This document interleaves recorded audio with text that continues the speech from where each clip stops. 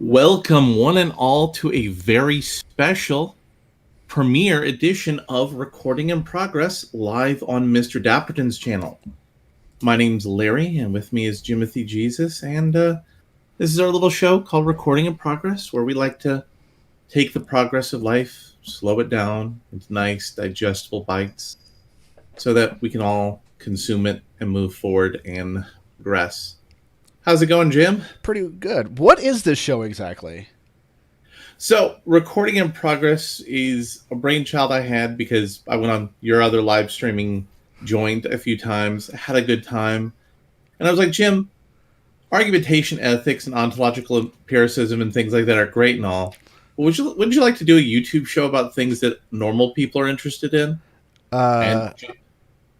Well, I wouldn't say argumentation ethics is a good thing, but that's another video. That would be something that on our regular channel we would call a esoteric reference, but it's not that esoteric here. No. If you get what I'm meaning. So we talk about movies, pop culture. We talk about lolcows, though we don't really have a whole lot of lolcow news we're going to go shoot with today. We talk about Facebook and internet censorship, people being moderators on Facebook for free. That usual little pie intersection of things. Yeah, so we take a break from talking about the tyranny of the roads to talk about the tyranny of the silver screen, and other things, comic books, and other things, yeah, and music now. Yeah.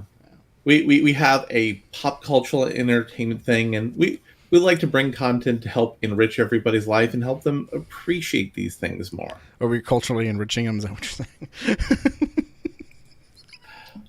That is certainly a reference you can take out of that.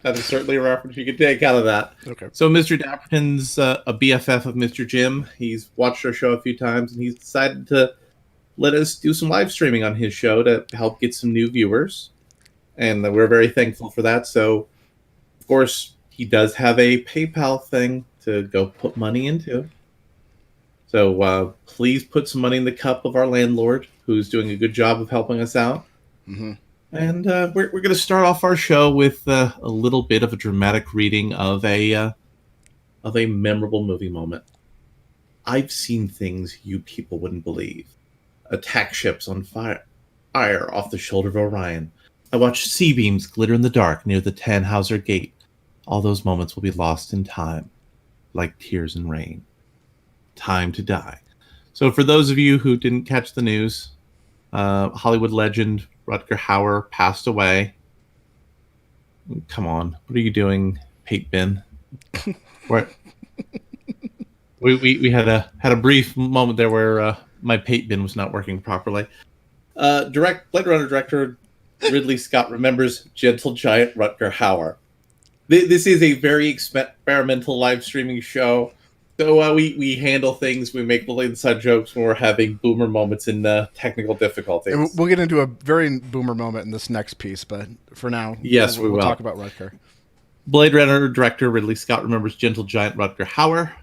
Rogue replicant Roy Beatty, played by the late Rutger Hauer, was one of the most iconic characters not just in science fiction films, but in modern cinema history. Hollywood legend Ridley Scott directed Rutger Hauer in the role in 1982's Blade Runner, which starred a still-on-the-rise Harrison Ford as Richard Deckard. In honor of the late Dutch actor's passing, Scott released the following statement. Rutger was a gentle giant. I don't know who was more nervous on that first morning of the first day on set in 1982. I think the film is called Blade Runner. We helped each other through the entire process because it was very challenging. I will miss him. Hauer's career spanned 5 decades with over 150 credits to his name in TV and film. He was a very versatile character actor, playing whatever was required of him, whether a blockbuster like Batman Begins and Sin City or a cult classic like Hobo with a Shotgun or Buffy the Vampire Slayer. Blade Runner, based on Philip K. Dick's Do Androids Dream of Electric Sheep, finds Ford's Deckard hunting replicants who are deemed threats to society set in dystopian Los Angeles built by the Tyrell Corporation. Replicants are android synthetic humans with limited autonomy to coexist and serve humanity. They also don't have their own internal monologue or voice, and they just keep saying Orange Man bad for some reason. Despite being designed with a limited lifespan, a group of rogue replicants led by Hauer's Betty became self-aware and go on beyond their programming. So, Jim, what would you like to say about silver screen legend Rutger Hauer, a man who was so top notch that he was willing to insult the unnecessary sequel of the movie by saying, this is kind of trash? I enjoyed it. I enjoyed the sequel. I did too, but it was kind of a trashy. It was kind of a trashy, unnecessary sequel. Yeah, but it was good. It was probably one of the better movies that came out that year. What year did it come out? 16, 17? Last year. It was last year? Wow. Yeah. I think it was last year. It was the same year that Logan came out, I remember.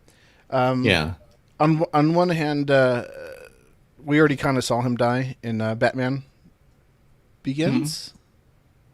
Was it Batman Begins? Yeah, where he got fired. Yes, it was. Yeah, but yeah, I'm pressing F in the chat, so press F to pay your respects. Yeah, he indeed was a legend.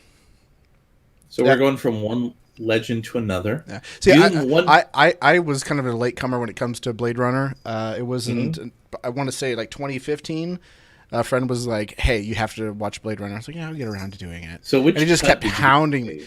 Well, he insisted that I watch like one of the very select few cuts that he deemed appropriate, and I ended up watching the one that came out right before the final cut. Well, not right before it, but the one that came before the final cut. So it had no monologue. He was like, "Yeah, don't watch the theatrical version. Watch this one. It's a lot better."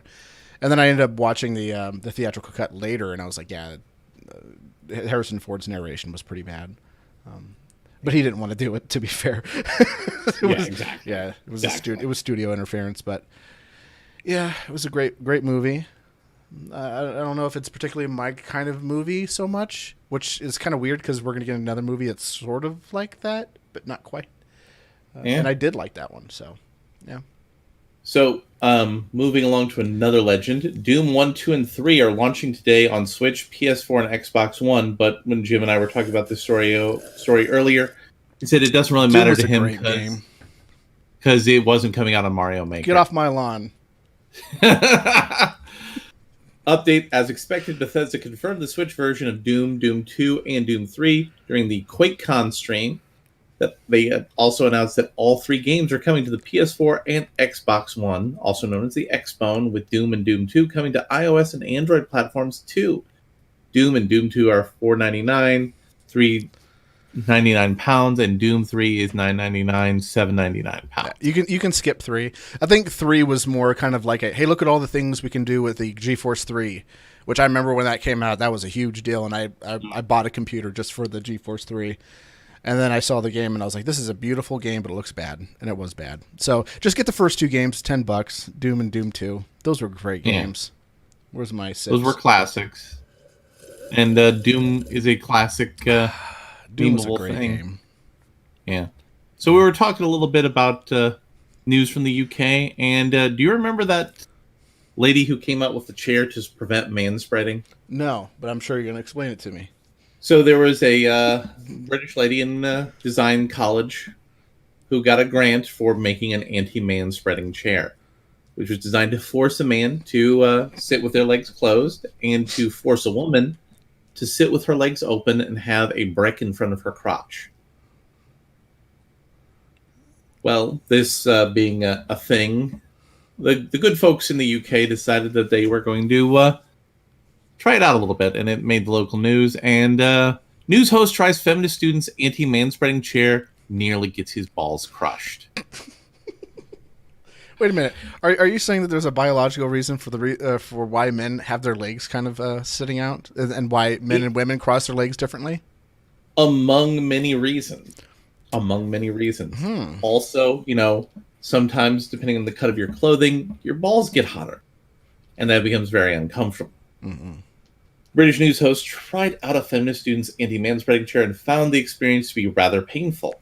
Layla Laurel, 23, made international headlines earlier this month after she won a national prize for designing chairs that force men to sit with their legs closed.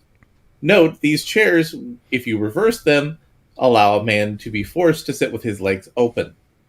Because, again, men would never turn chairs around and sit in them backwards. That would never happen. Thereby preventing the practice commonly known as manspreading. Laurel, a 2019 graduate of the University of Brighton, won the Bellman Award in mid-July for her work entitled A Solution for Manspreading. During an interview segment aired this week on the British network Sky News, Laurel expounded on her feminist beliefs in regards to manspreading.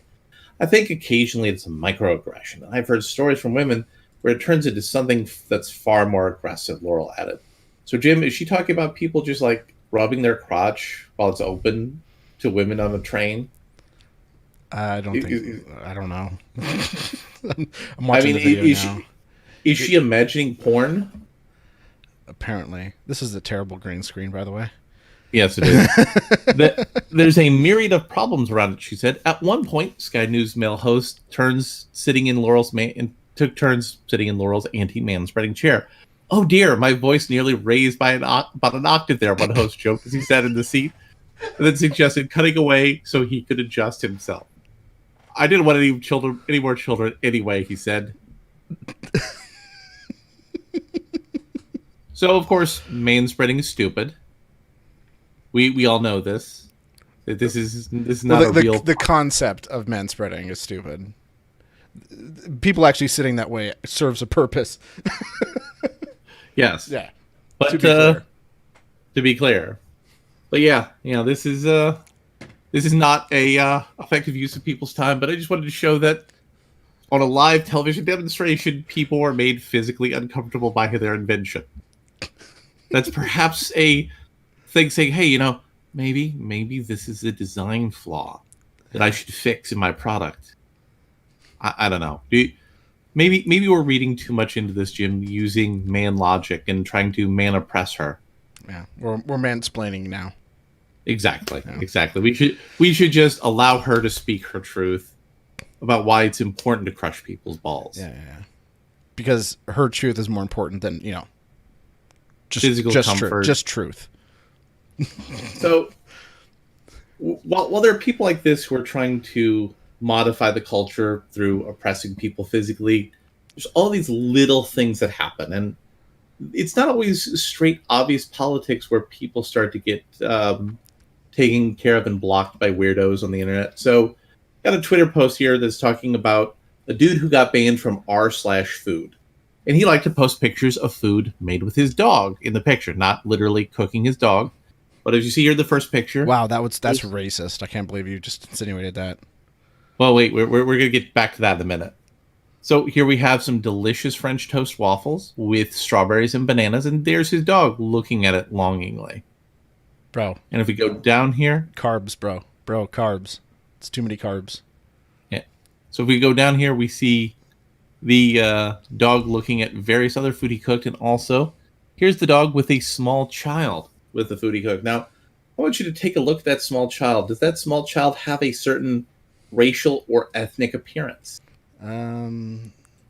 Looks Asian. She does look Asian. Also, like some kind of Asian. Like some kind of Asian, exactly. When he made a post titled Korean Barbecue and posted the picture of Korean barbecue with his dog just like normal. But was it normal? I hear you ask. No, it wasn't normal. This was his first popular post making it to the front of the page. Mods banned him, saying that he photoshopped his dog into the images. He didn't, he explained. He didn't. They unbanned him. And then everything was well and good, right? Nope. Here's another picture of his dog looking at delicious food. A few hours later, he was banned again, permanently this time, for being naive and insensitive to the Korean dog meat implication. And to top it all off, the poster himself is Korean. You see here the little Asian kid there. So that was the some kind of Asian. We figured out the kind of Asian. No afterwards, pickles. r/food added this rule to justify their ban. So it wasn't even in their rules. They slipped it in after the ban to say, look, you're banned for life, and here's the rule that justifies it that came out afterwards. Now, if you want to see more of his pictures, his Twitter is @dogmeatsfood, and there's various pictures of his dog looking at delicious food. And there's even more of it here in this little Twitter thread. So, Jim, what do you think about people doing things for Hot Pockets on Reddit again? For Hot Pockets? I must be familiar with this joke. That's a reference to when 4chan and 8chan split. Oh, is that Hot Wheels joke? And I'm not getting. That was. Well, no, the moderators on 4chan said they did it for Hot Pockets. Oh, I see. So what do you think about this? Well, this is clearly racist against Korean people. I mean, even though he is Korean, it's racist against. He just doesn't understand his own abuse that he's inflicting upon his fellow race. Obviously, even though obviously they do actually eat dog in Korea and other parts of the world, and they think it's weird we don't eat dog. Mm-hmm. So, also to get into something a little weird and strange. By the way, I would buy a beer if it was advertised with the can on the dog's head, looking at the beer in the glass. I would buy this. That would be a good advertisement for beer. I agree. Stone Brewing Marketing. Are you listening? There you go. Yeah. So we're going to be talking a little bit about some Marvel Comics news, and we're going to go into a little dive about that. But you remember how they made this great big deal that James Gunn was coming back to the MCU after being horribly disgraced for making some edgy boy jokes about pedophilia and other commentary? Yeah, back when Twitter was for edgy jokes and commentary. Back when Twitter was for edgy jokes, and he worked for Troma Pictures, which was all about making edgy film. Mm-hmm. Rumor, James Gunn to return to DC after Guardians of the Galaxy 3, plus Suicide Squad details. The word from San Diego Comic-Con is Warner Brothers is very happy with James Gunn and his plans for Suicide Squad. Moreover, the two parties' working relationships will continue to grow once the director's schedule is free after Guardians of the Galaxy Volume 3. Which probably means he's going to be tag teaming Marvel and DC, which I think might actually be good for both franchises, having a stable director. A source close to Cosmic Book News said... Wait, how unstable is Zack Snyder? Yeah. Is that too soon? Yeah.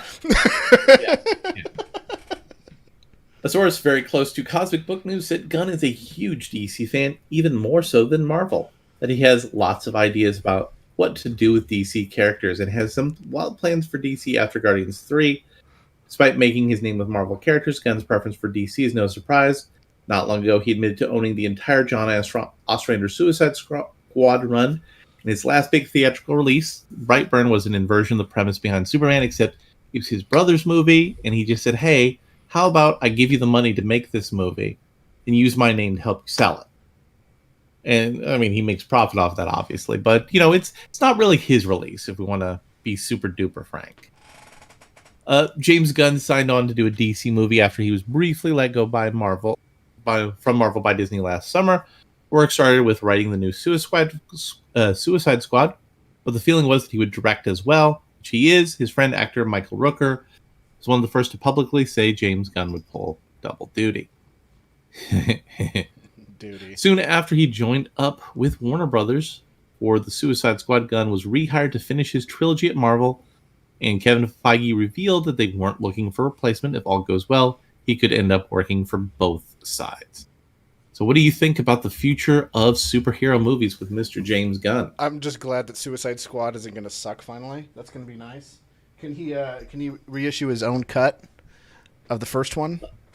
Well, no, that was part of the problem with the first one, is they kept making cuts, and then they decided to mix the cuts together, and it was like, oh. Well, why don't you just give him the raw footage and have him recut it? I'm sure he can do a better job. That we kind of have to let that one go. Okay. Can we reintroduce the characters, because I couldn't be bothered to watch this movie. Well, I mean, they are going to have Margot Robbie there because people think she's hot, especially when she's dressed up as a slutty clown girl. But didn't Marilyn Manson kill her? No. Oh. Because she's going to be in her own movie where she and a bunch of chicks are going to be talking about how she got freed from the Joker. And she's not going to be dressing up as a sexy, slutty clown girl in that movie. Did I say Marilyn Manson? Oh, geez. You said Marilyn Manson, but you were thinking Charles Manson. Same thing. So, we're going to talk a little bit about Marvel movies and what was revealed at Comic-Con.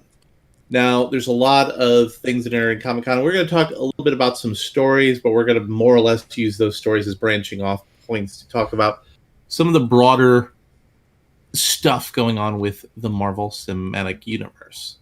So, Shang-Chi and Thor: Love and Thunder, which is a kind of fun title but also kind of terrible, are both going to be filming in Sydney, Australia, back to back. Wait. Does this mean the movie will be upside down?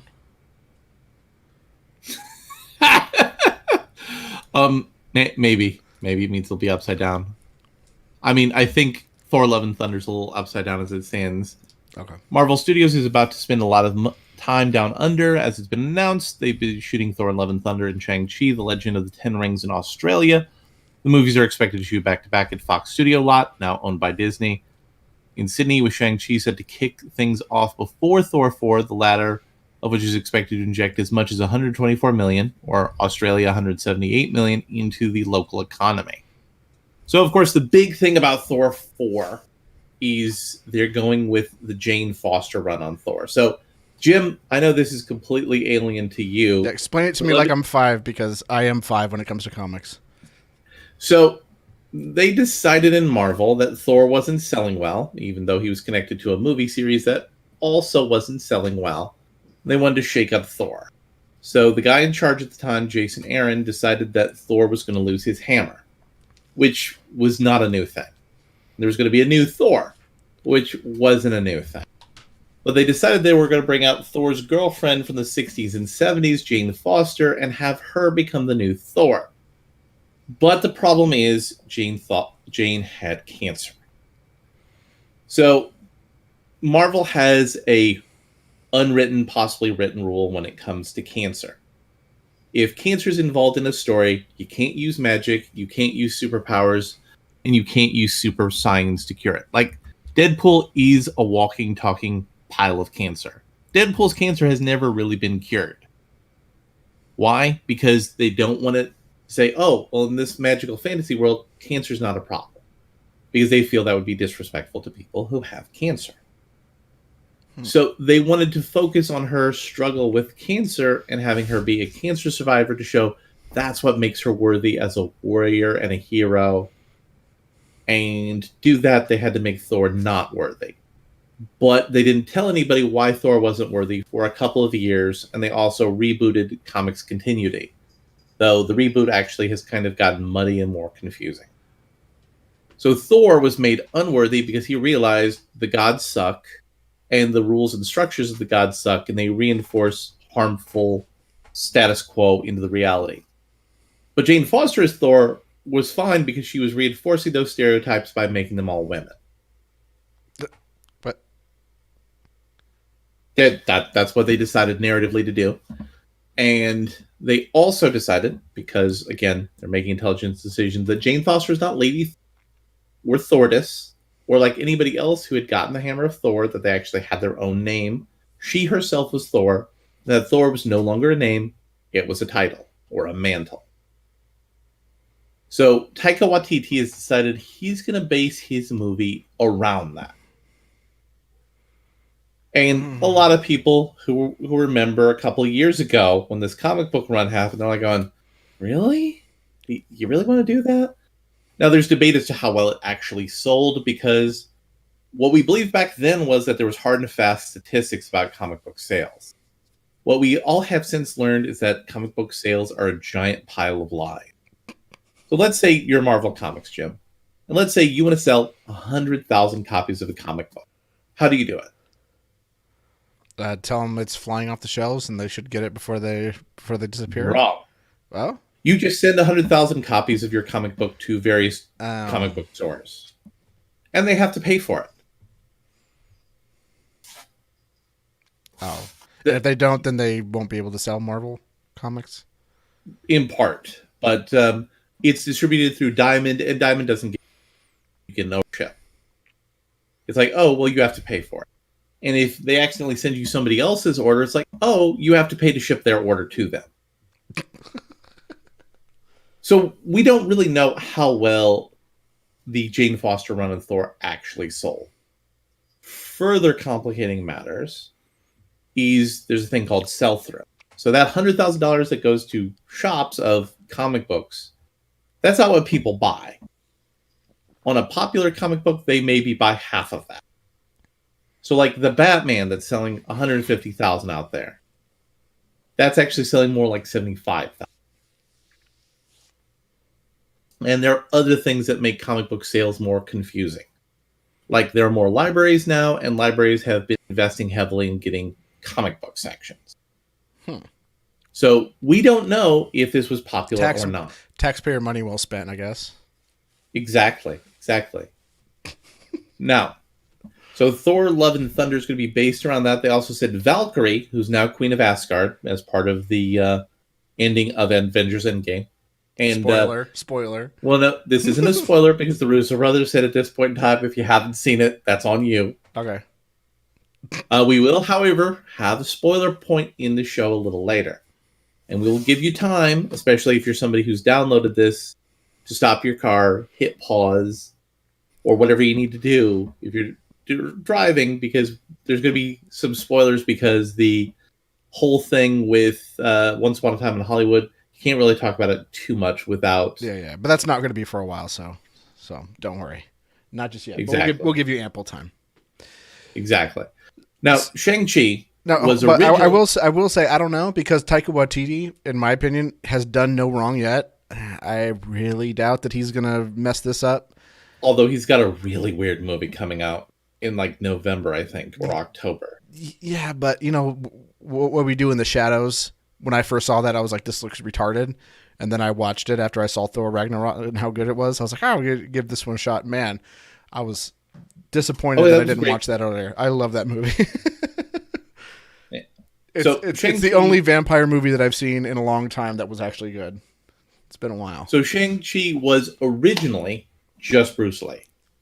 Imagine if Bruce Lee was a comic book character and his dad was Fu Manchu. That's Shang-Chi, but they have since incorporated him with another comic book character from China called the Collective Man, whose power was he could make a whole bunch of clones of himself, and those clones could distribute out his power and all sorts of other weird stuff. Oh. So did we see a clone in Once Upon a Hollywood, or was that the real deal? Well, that wasn't the real Bruce Lee, obviously, but that was just a regular Bruce Lee actor. No, he died a while ago. He's dead? Yes, he's dead. Oh. Now, we're gonna talk a little bit more about Shang-Chi here in a minute, but next we're gonna talk about the Eternals, which is going to be a little bit esoteric, and I'm actually kind of impressed they're making this movie. I'm not talking about the Doctor Strange movie, because that seems pretty basic and pretty standard. So the Eternals, all right, do you remember Chariot of the Gods, Jim? No. So that's a book from the 70s. So this is a comic book that relies on people having as a point of reference a cultural touchstone from the UFO community of the 60s and 70s. Wow. Exactly. I hope there's going to be some exposition explaining this. Well, no. Here's the thing: they've already covered some of that in other movies already.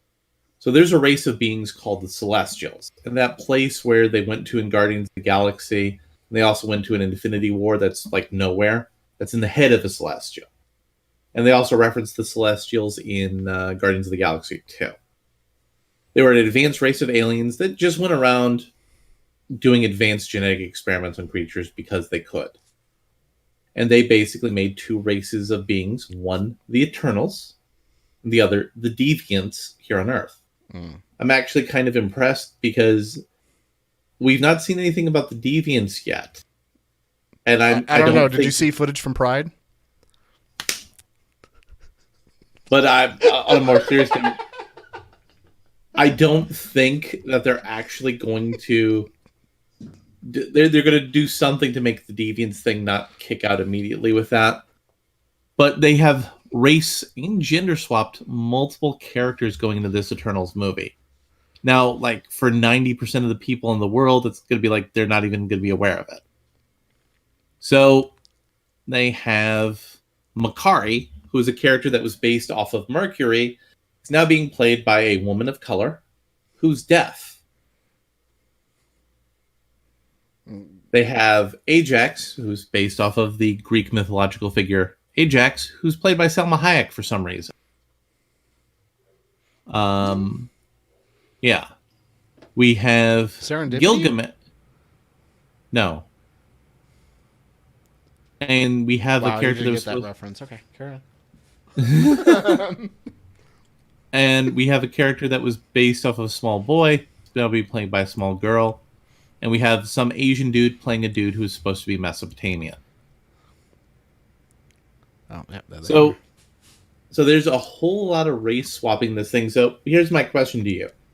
If it's a property that's so utterly obscure, do you think race swapping actually matters? I don't know. I think when people have an issue with it, and when I have an issue with it, it's when they're kind of hallmarks of culture, like James Bond, like Annie. Uh, but when it comes to things like, the Little Mermaid, it's like, yeah, but they're a mermaid, so who cares? And it's a Disney remake, so on top of that, who cares? And the original Disney movie's not as good as the Soviet animated version of Little Mermaid. Is it? No, the Soviet version is so much better because it's actually closer to the book, and Oh, she she just dies. effing dies. Okay, Yeah, she yeah, just yeah. effing dies in the Soviet version. It's great. It's the kind of movie we need to be showing our children when we're showing them these sorts of things. Yeah. And now I'm waiting for the kinda- live action remake of Kimba. I mean Simba. I mean Lion King. Yeah. Oh, I Did- already did that. They already did that. It did not go out well. Oh, So last but not least, we're going to go back to Shang-Chi. So the big gambit is for Marvel here is they want Was that a this pun? to be... No, that was not a pun. okay. So the big gambit for Marvel is here is they want this to be their big China movie. They not only want it to be a movie that galvanizes Asian Americans like Black Panther did for Black people, and like they tried to with Captain Marvel but weren't really successful with, they also want it to be a big movie that makes China excited. China is already unhappy with it. Marvel's Shang-Chi casting ignites racism debate in China. I mean, why? Why? How surprising. So, veteran actor who plays the Mandarin, 57, is the villain of the film, and he is a popular film idol in China. And the guy who's playing Shang-Chi is some Canadian actor. And he's a Canadian Asian. So, first of all, the Mandarin, who was originally an Iron Man character that they're now appropriating over here, was basically a way to put a popular coat of paint on Fu Manchu, which folks in the Asian world tend to see as a little bit racist. But the Mandarin at least had some stuff going on with him. He wanted to restore the Great Mongolian Empire. He tamed aliens, stuff like that. And it's also a language in China, so people in China are insulted about that now. And they're already talking about boycotting Shang-Chi. And they also view this as problematic because a Chinese Canadian is playing the hero and he has to defeat the bad and wicked Chinese person. It seems like another Tropic Thunder type of thing, where everybody was getting mad about the blackface, and he's like, no. Don't judge it yet. You have to wait until you find out what the movie's about first. Is that what's kind of happening here? Well, we're also dealing with very big scale politics. So do you think the Chinese government, which produces its own movies, wants Disney to have a franchise designed to directly beat into the hearts of the Chinese people? I don't know. I don't know much about the Chinese They're government. also they're also pushing back against Mulan's live action. No. Okay. Well, But at least in that I'm case- happy for that, but not because of any kind of racial reasons, just because. Right, but at least in the case of the Mulan one, they have better Chinese versions. Far better Chinese versions of the same exact story. But the thing is that the Chinese government is all about their movies as a form of cultural soft power among the broad Chinese diaspora. So they don't want Disney to come in chipping into their backyard.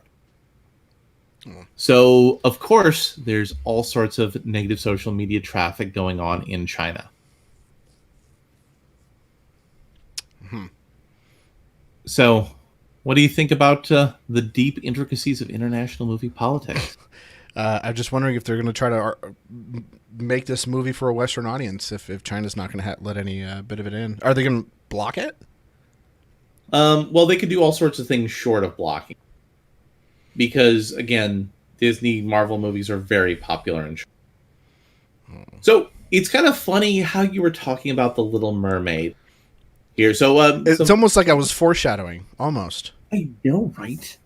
And usually, I try to be better, but usually the show prep is posted in a thing on our Discord, which we'll post a link to a little later. And Jim and I just look at it, but it's not finalized until like an hour before the show. And we're this level professionals, we could just make it up on the fly. So Rainbow Squid Inc., who's a black woman who's trying to break into the animation industry, has caught some saltiness going on about the Little Mermaid. So let this sink in before, ha ha ha, stupid racists being upset that their mayo skin mermaid is black. You're racist for looking at her skin color. This is diversity. Ew, Eric is white. This is so problematic now. This isn't diversity. And this is from a little website called... So somebody from Nerd People of Color's Twitter said, the premise of Little Mermaid is now a black woman gives up her voice to a white woman, all for the love of the white man. Which is, if you remember, I told you when they said they were going to cast a black lady as Little Mermaid, like that was, and that they were going to have a white woman playing Ursula, that's a bad sign. And now you got to trade your blackness to a white woman to get the white man. And this is why you don't do woke stunt casting. Mm-hmm. Because just when you think we fix this one thing, they're going to be pissy about something else. Because these are bad people who deal in bad faith. Yeah. And never try to appease to these people. Never try to make amends to these people. Or try to never make amends to them. No. Never make a deal with them. Never apologize to them. Never apologize to them because they clearly don't deserve it. It reminds me, I did a video a while back with this guy who's since deleted his channel, Good Riddance, by the name of Garrett. I did some video because someone made a video that I disagreed with regarding trans things, and it was very non-controversial except for some of the language that I was using, just for whatever. But he felt it necessary to correct me, and it was just over the most minutia thing and ever. And I was like, dude, like, at the end of the day, like, it wasn't anti-trans. I was making a statement against someone who was. Why are you throwing shade at this? Like, kick rocks. I have nothing to say to you. I'm not going to apologize to you.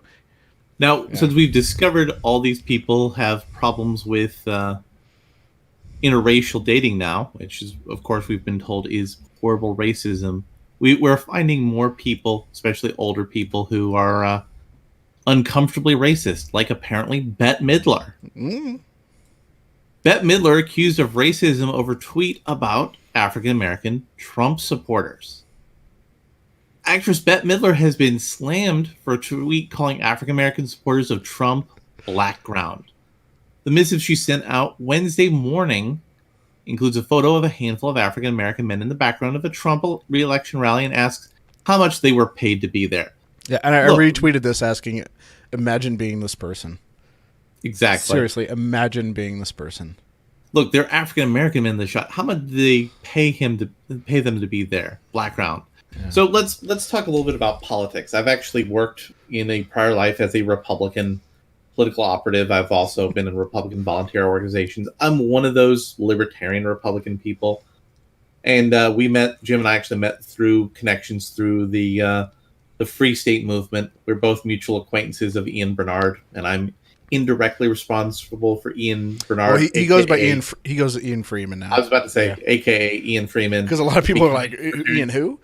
Yeah, exactly. Show host of Free Talk Live for those of you. Free Talk Live. Yeah. I'm not sure how well connected the YouTube libertarian movement is to like the podcast and radio community, because I notice a lot of disconnect. Sometimes I'll talk to some of them and I'll be like, oh yeah, like I was listening to Free Talk Live. Like, what's that? What do you mean you don't know what Free Talk Live is? Yeah. So I noticed there is a little bit of a disconnect.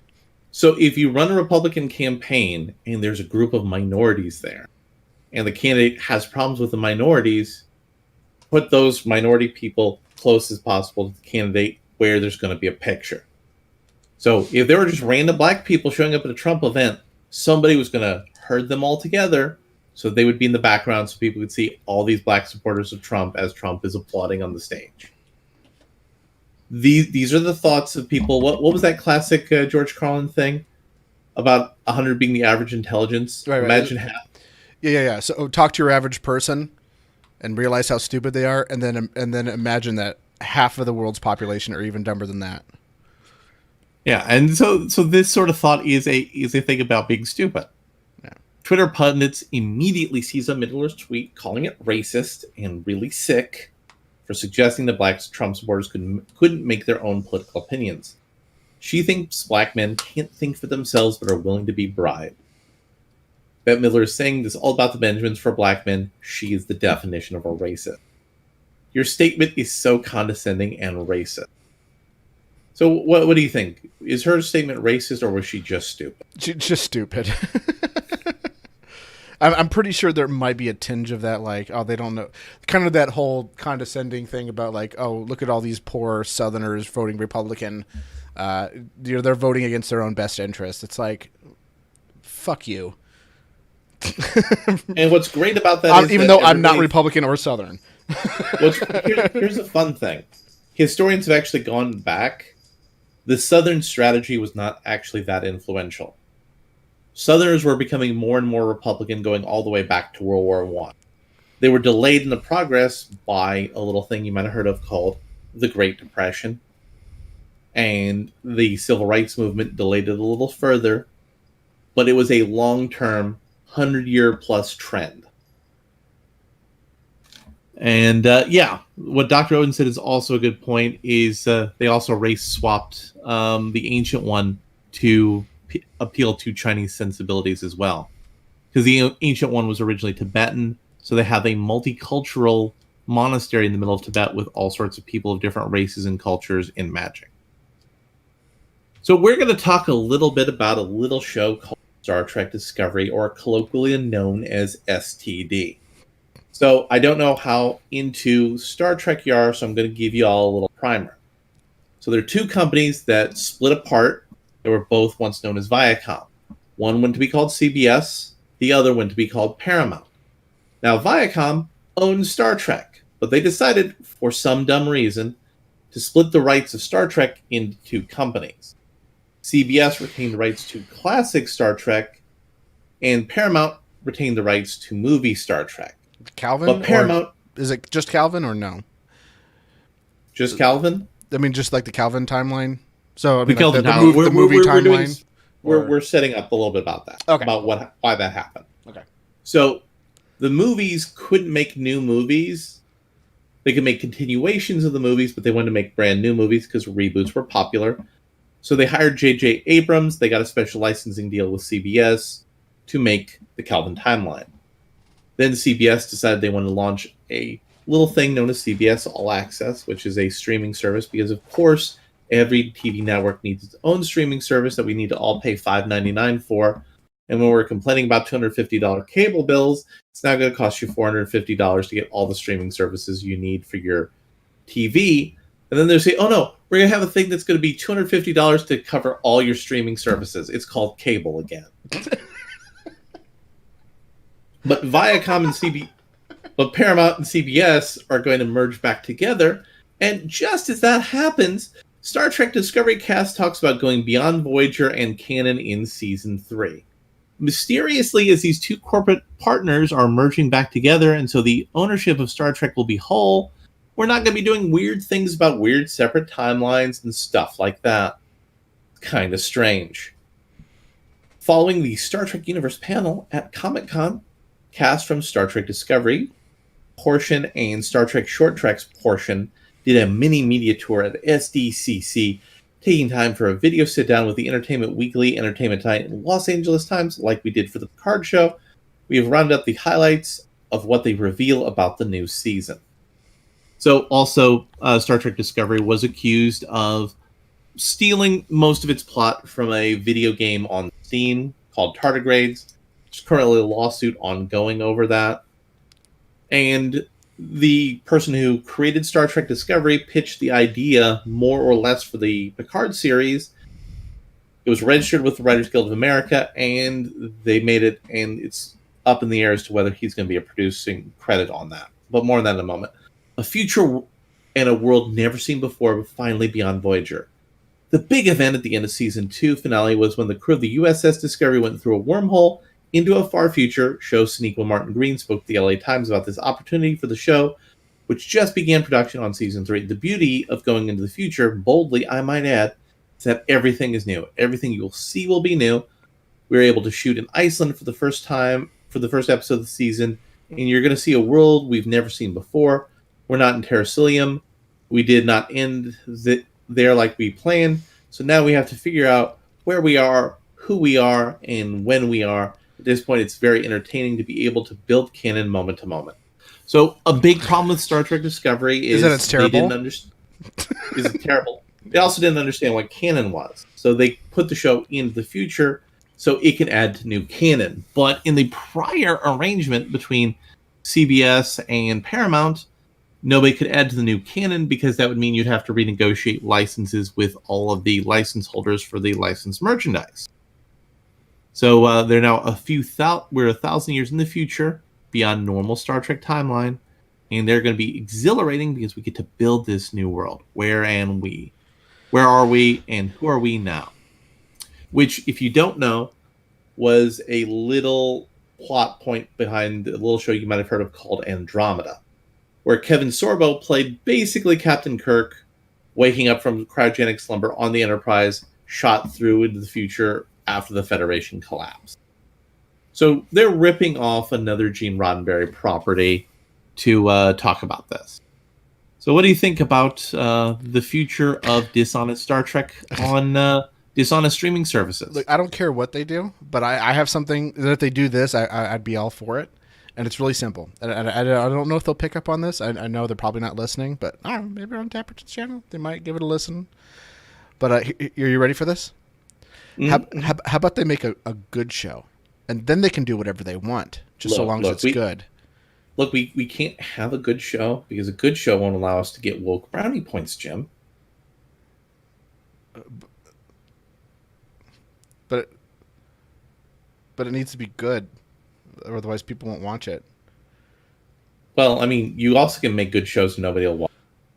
I mean, it's on CBS All Access, so you have to pay to watch it. So you have to make it good to get people to come and pay. If no one's paying, and no one is paying, then what's the point of making a woke show that no one's going to see? Well, part of the way they've been doing that is by tricking Amazon, Netflix, and paying for most of the show. Oh. Because I think the only person that still watches it is Steve Shives. Oof. That's it's not a good look there for Steve. And nobody knows what he's saying about it because they're all blocked. Seriously, that dude's got more blocks than Minecraft. So now, did you watch Star Trek Voyager or any of the Star Trek? Yeah. See, I've never got into Star Trek. Shoot me. It wasn't until the reboots that I was like, oh, maybe I can give this thing a try. And I started watching The Next Generation, and I was like, this is actually a good show. I think the issue with me really was it was on at the same time that The Simpsons were on. Mm-hmm. And this was back in the day where you only had one TV in the house. And there was no such a thing as a DVR. Yeah, and it was just like, well, sorry, Jim, that you want to watch The Simpsons, but The Next Generation is on, so we're going to watch that. And I'm the parent of this household, so what I say goes. And you said, oh yeah, when I become the parent of my own house, I'll just spend money on video game machines. Yeah, and then you're living your dream, Jim. And I can watch The Simpsons whenever I want, which is none now that season 8 is over. So Star Trek Voyager has gotten a little bit of a new view. It's very positive, even though there's still a lot of fans that are critical about it. But Kate Mulgrew has decided to use this renaissance for her performance as Captain Janeway, who was terrible and deserved to be hung and not deserved to be promoted to an admiral. Picard. Star Trek Voyager's Kate Mulgrew claims Gene Roddenberry and Star Trek the original series are extremely misogynist. Kate Mulgrew, who played the first female Star Trek captain in Captain Catherine Janeway in Star Trek Voyager, who actually wasn't the first Star Trek female captain, but that's neither here nor there, claims Star Trek, the original series, is extremely misogynist. In an interview with the Radio Times while promoting her upcoming documentary series titled The Space Race, Mulgrew responded to a question regarding the number of fans discontent with Star Trek Discovery. Questions noted that some people claim to dislike Discovery has a misogynist edge to the vitriol. Mulgrew responded to the question by not only stating that the original series was extremely misogynist, but that Star Trek creator Gene Roddenberry was too. She even lumped in Star Trek The Next Generation as it followed Jean-Luc Picard. I don't think you should be surprised by that. Did you watch the original series? It was extremely misogynist. That's what it was for years, and Picard followed that to a certain extent. Roddenberry himself was that way. We're simply going to have to change this sensibility, this ideology, and we are, but it's like moving granite. It takes a long time. We're not a society that has endorsed females as equal to males on television. So, Jim, do you know who was supposed to be the captain in the original pilot and Gene fought for, but the network said no? It was a female, wasn't it? It was. Not only a female, a woman he later marries. Yeah, I knew that, the original series, that was like one of the first times that we saw, like, this was in the 60s. So you had like high-ranking female officers who were also black. That was, This was revolutionary. And on top of that, you can tell that they wanted Spock and her to be an item, but they couldn't really do that because that was still too much of a taboo for TV at the time. But they sort of alluded to it anyway. So that's the thing that these horrible, dishonest people continue to perpetrate is we have to retroactively apply our moralities and ethics and sensibilities. Mm-hmm. We can't say Gene Roddenberry did a whole lot of things that were good because he was able to push for a positive change. Gene had some areas where he had shortcomings, but you know what? He grew even as a person after that point, as we saw that in The Next Generation, where he had dudes with skirts. He made sure that there were multiple dudes with skirts on the show. But again, these people are horribly dishonest. Mm-hmm. However, earlier in the interview, Mulgrew would praise Roddenberry. Well, now you're talking about a visionary, and his name was Gene Roddenberry. He foresaw what others could not see. The fact that Star Trek emerged at the time is no accident. Roddenberry came into his own exactly at the time we recognized the value and possibility of material space travel. So let me kind of point this here and say, Jim, what do you think about famous people attacking the people who made them famous for temporary woke brownie points? I don't know. I want it all to stop, and for them to make a good Star Trek show. That would be nice. But instead, I have to look to, of all people, Seth MacFarlane to get a good Star Trek show. But now we're gonna have to wait. We're gonna have to look at him on Hulu because it's not gonna be on Fox anymore because Fox sold all their television production to. So everybody, listen. We have this great service called Hulu. So all the shows you like on Fox will be there now. I mean, sure, you have to pay for it now, but they'll all be there, and it'll be great. But you also have to pay for their other streaming service, which is coming out soon. Well, on top of that. You don't have to do that yet. You don't have to do that. That's what I need in my life, another streaming service. As if Amazon Prime wasn't bad enough. Well, I mean, there's literally anything you could want on Amazon Prime. Everything and also that you could everything want. You can't. Yeah, everything that I could want, but I don't. Well, to be fair, they have riff tracks. They have almost every riff tracks, which is amazing. But other than that, I can't find use for it. And the tech is gone, so I really can't find use in it. Well, they actually have a new show that we're going to talk about in a little bit here. But before we go into our last article that we're going to be discussing here, didn't we all decide in the 90s that autoplay videos were a terrible thing and shouldn't happen? Don't people have phones with data? I mean, most people have an unlimited data package, but there's still people who don't. Well, like, I don't know if you watched the last Blizzard Con, but apparently a lot of people didn't have phones. Oh, that's right. People didn't have phones. Yeah. So, so we're coming up on the Watchmen TV series coming on HBO. It's going to be a giant clusterfuck. We're going to talk a little bit about that. Damon Lindelof to Watchmen creator Alan Moore, F you, I'm doing it anyway. Of course, that's really been the story of Alan Moore's career, is he comes up with something, he doesn't have absolute creative control, and the people who have absolute creative control say, F you, Alan Moore, we're doing it anyway. Oh, God. Watchmen's original creator, co-creator is more technically accurate, Alan Moore, is not thrilled about HBO's new adaptation, according to network president of programming Casey Bloys, but showrunner Damon Lindelof said he's moved full steam ahead with his message, F you, I'm doing it anyway. But Lindelof isn't trying to start a war with the legendary comic book writer and wizard and orgy enthusiast, Moore. When addressing the room of reporters at the summer edition of the Television Critics Association press tour Wednesday, Lindelof explained that Moore's decision to distance himself from the new adaptation of his graphic novel is an ongoing wrestling match. I don't think that I've made peace with it, he said. Alan Moore is a genius, in my opinion, the greatest comic book writer of the medium and maybe the greatest writer of all time. I'm going to press X to down on both of those. There's a guy named Neil Gaiman who's pretty damn good too. I'll just say that Alan Moore is the only comic book stuff that I'll read. I really don't like the format. I'm not bashing comics. It's just I don't like the format. But I'll deal with that format if it's Alan Moore. But the movies, we can deal with that format when my production of a comic book actually ends up getting finished and going to print. Well, send me a copy. I'll read it anyway. Yeah, and we're going to reference that on the show. So, I mean, hey, by the way, everybody, so that's another little thing for you to follow along with us about, because there's going to be a comic book getting discussed in the not-too-distant future. I don't think I made peace with it, blah, blah, blah, he says.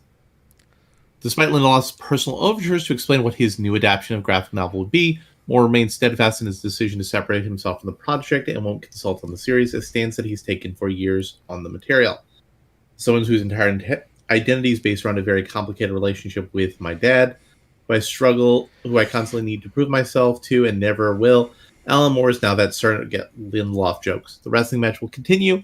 I do feel that the spirit of Alan Moore is a punk rock spirit, a rebellious spirit, and that if you would tell Alan Moore, a teenage Moore in 85 or 86, you're not allowed to do this because Superman's creator or Swamp Thing's creator doesn't want you to, he would say, F you, I'm doing it anyway. So I'm channeling the spirit of Alan Moore to tell Alan Moore, F you, I'm doing it anyway. Even though Alan Moore later realizes, oh wait, I was wrong for doing that. Oh.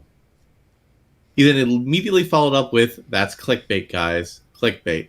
So, is it really clickbait if you tell the reporters in advance that's your clickbait line? I guess.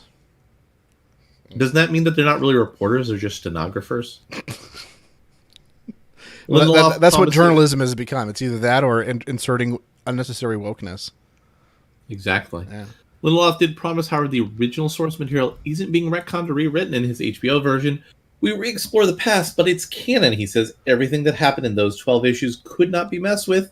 We're married to it. There's no rebooting it. Interestingly, there's a sequel to it in the comic books that's happened. There was a sequel to Watchmen? In the comic books that's happening as we speak right now.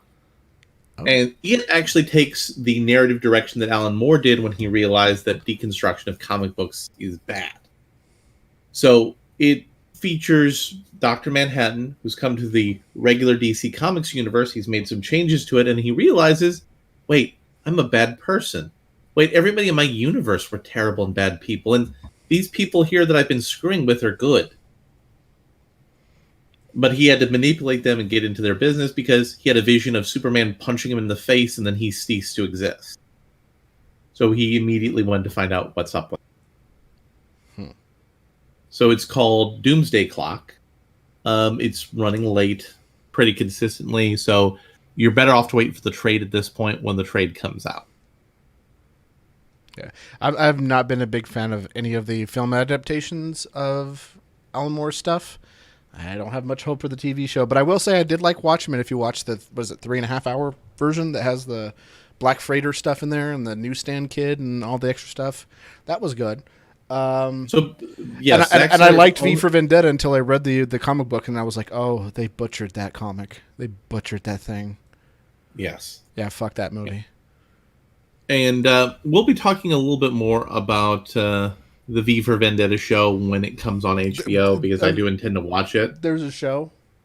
There's a show. It's going to be on HBO. God help and they have people in Rorschach masks going tick tock, talking about doomsday. V for and Vendetta. Also, Hold on, V for Vendetta. no, not V for Vendetta. I was like, wait a minute. Watchman. Whoa, wait a minute. This is news. A V for Vendetta TV show that would be good. No, no, they would Wachowski it. This is true. Yeah, so Wachowski it. It's kind of interesting how we were. It would talking be about Orange Man bad. Yeah, it's kind of interesting how we were talking about a punk rock aesthetic in Alan Moore's comic books and comic book movies. So, Jim, tell us a little bit about the musical band we're going to be talking about tonight. Yeah, so this has been a thing because I've been a big fan of film, but you've been a bigger fan of film, you're a big fan of music, but I'm an even bigger fan of music, and so we thought, hey, since you're telling me more about film, I could tell you more about music, and we could do it on the show and make everybody a little bit happy.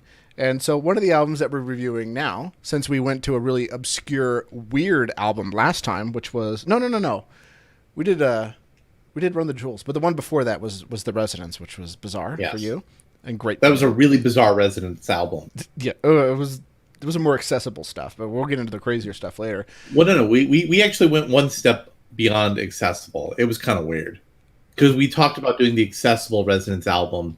But I said, no, we need to go weirder than that. No. They're more accessible, but there's even more accessible than that. We'll get into this super weird stuff later, but that was kind of okay. That's a different discussion. Anyways, yes, it was very oppressive and annoying noise, but I could sense the musical artistry behind it. We're gonna get even more annoying later on. Either way, we did Run the Jewels last time. Yeah, we almost did Gwar, but you were already familiar with Gwar. But another band that Mr. Dapperton's a huge fan of, other than Gwar, is the Misfits. And I think this is the better era, even though he'll disagree with me, with the Misfits, because I consider the Misfits dead after Glenn left. He was listening to Static Age today. Nice. Okay. So this is the Misfits, Static Age. This would have been their debut album had it been released at the time, but it wasn't released until another 20-some-odd years later, almost 20 years later. That makes my feelings about the album more interesting. Yeah. And this has some of the most iconic songs on there, which were released in various kind of compilations and EPs later on down the line. But probably when you tell people about the Misfits, the songs that are going to come to their head are things like, Last Caress, We Are 138, Angel F, Bullet, and of course, one of my favorite songs is Last Caress and Hybrid Moments. These are my favorite tracks off the album. But they're definitely a horror punk album. I don't know if you were ever familiar with horror punk until this came around. And kind of, sort of. Yeah. I mean, I'm familiar with punk, but I'm not like deep into the whole punk genre. Oh, you didn't go to punk rock shows every week like I did? Punk and ska shows? No. Okay. No, I didn't go to punk and ska shows like you did. Yeah. And the Misfits was always hey, I've seen this on TV and kind shirts. Of band. Yeah, on shirts. Basically, anytime a TV or a movie wants to establish this is a punk rock person, it's the Misfits. Yeah. Or the Ramones. Or the Sex Pistols. Occasionally, no effects. Occasionally, no effects. Occasionally, no effects. So that was my familiarity with it. I've never actually listened to their work before today. Mm-hmm. So, what did you think of Misfits, Static Age? I enjoyed it. It's very early punk. It's kind of weird because it sounds so much like all sorts of early punk stuff. And then I realized, wait, they were so influential of a band, everybody kind of started to sound like them because they were all being stupid conformists. Yeah. Yeah, this is definitely one of my favorite albums of them, though I tend to listen to more of their... there's two albums that came out that are just compilations of their kind of biggest stuff when Glenn Danzig was with the band. And that's... I don't remember, but it's called like Part 1 and 2. I think it's actually called Compilation 1 and 2, which I own on vinyl, which is great. But since we do albums, I figured I might as well grab this album because this has their most iconic songs that are on this that are in their discography. And then afterwards, Glenn left with, at the time, was considered to be what's the word? Irreconcilable differences. Yeah, and recently they actually did a comeback tour, but for a while they were very angry with each other. They replaced him with Glenn Graves? ? Question mark? I don't know. After that, I just kind of considered the Misfits dead because they kind of played like weird kind of horror metal, which was very subpar. And Glenn went on to do a little band named Sam Hayen, which didn't get that popular, but his next band was really popular, a little band called Danzig, which their first album is. Michael Graves, there we go. Collection 1 and 2, that's the name of the album, Collection 1 and 2, and Michael Graves was replacement singer. And then they have another singer after that, which I'm not too familiar with either. I think it's actually just Glenn, or not Glenn, the bass player, forget his name. Have they actually done a reunion tour? Because a lot of old bands have been doing that. Yeah, they did. Just recently, they finally got over their differences enough to do a tour together. Make money. Yeah. And from what I understand, it was a good tour. And then they went back to their Doyle. There you go. Doyle is their new singer, which is the bass player that has been in the band since day one. And pretty much everybody has been replaced in this band. I kind of consider them to be kind of like the Dead Kennedys, where they're alleging that they're still a band, but without Jello, it's not it's not the Dead Kennedys, and without like how Danzig, Queen basically replaced nearly everybody in the band. Did they? At one point. Yeah. So if you really want to get your toe into real punk, not pop punk, but real punk, which I'm not bashing pop punk. There's some good stuff in there. A lot of trash, but a lot of good stuff in there too. But if you want to get your feet wet into real punk rock, this is a good start. Ramones are another good start, and Sex Pistols are another good start. Those are kind of the really genre-defining kind of artists of early punk. And you won't go wrong with this album. You just can't go wrong with this album. This album's great. Yeah.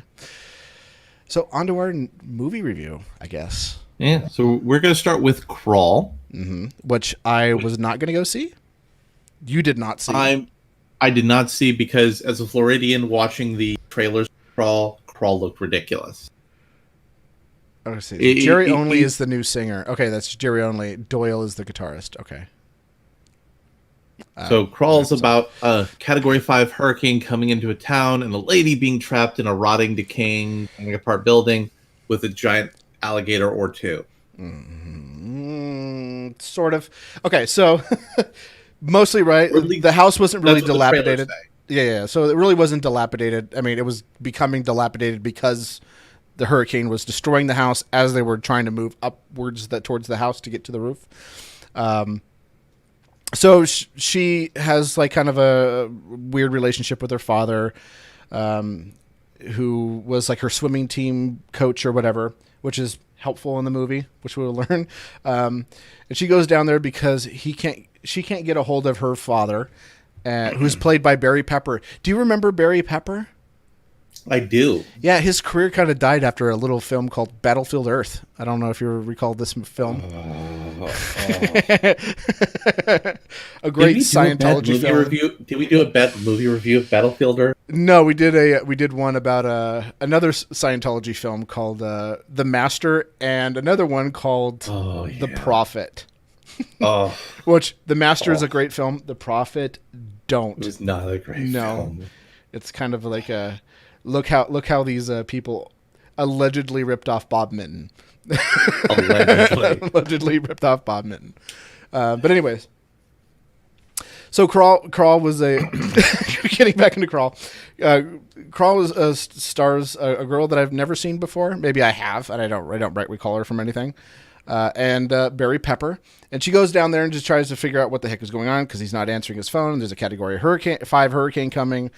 And she starts looking around for him and can't find him. And then they found out she's in the house which they grew up in that he's trying to repair while it's in escrow, which sucks because it gets destroyed by a hurricane. Which I don't know if they had insurance. Maybe it was a good thing. So they would have insurance. Yeah. And she goes down and finds. She goes down. So he's trying to repair it during the hurricane is stupid.